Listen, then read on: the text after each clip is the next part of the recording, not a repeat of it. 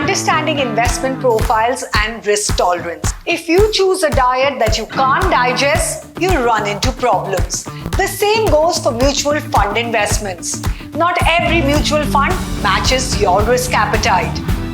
Investment profile includes two factors.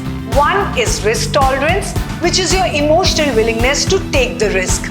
And the second is risk capacity, which is your financial position to bear a loss.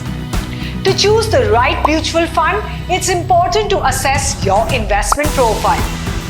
Are you someone who can take high risk, or are you someone who can't take the risk?